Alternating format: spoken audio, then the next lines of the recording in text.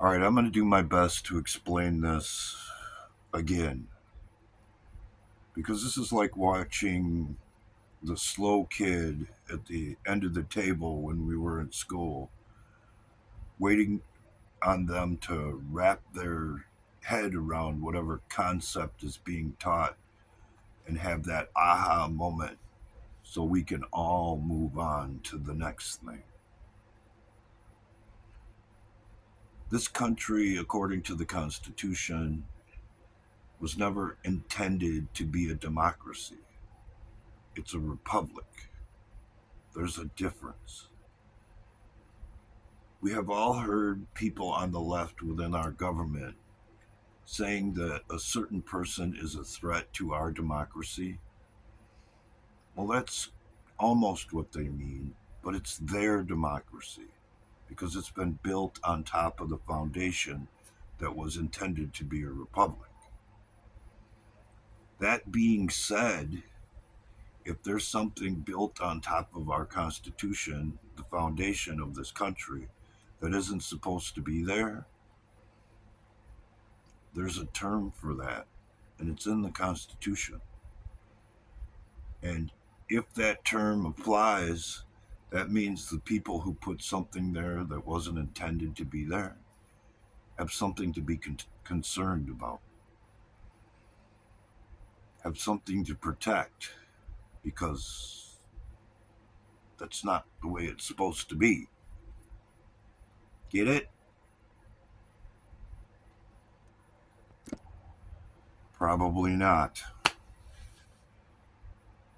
This is like waiting for the slow kid to have the light bulb go on. So let me put it to you super simple. You have two choices. You can either be on Team Freedom or Team Tyranny. And there's no in between. Sorry. You don't get to straddle the fence. It's not how this works. The last 4 years have been to demonstrate the democracy that they have built and how they run it. And for the other side, it should be painfully obvious to them by now that how they run it has nothing to do with their supporters' best interest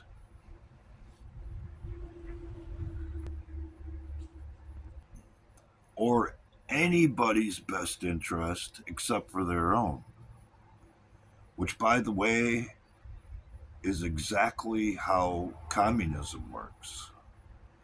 The people at the top, they benefit as the people underneath them starve and deal with goods and services that are subpar, substandard, because nobody takes any pride in their work.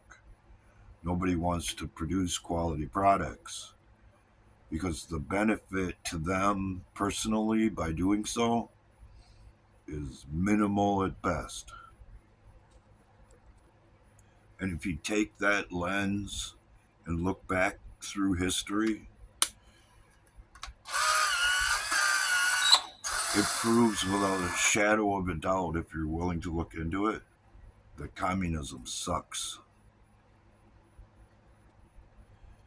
There are no bright colors in the communist system. Everything is a dull shade of gray, intentionally. Is that the world you want to live in?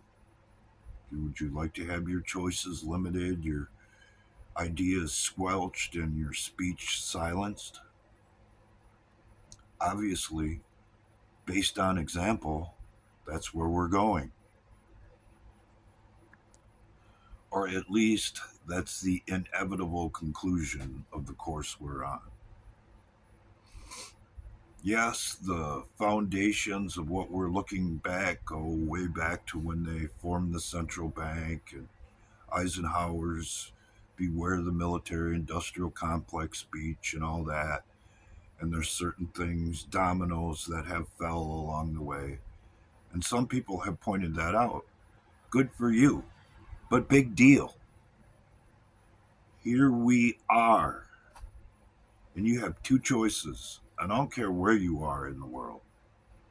You're either on team tyranny or team freedom, and there is no in between.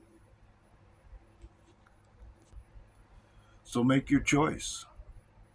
And remember what I said, there's no fence straddling here.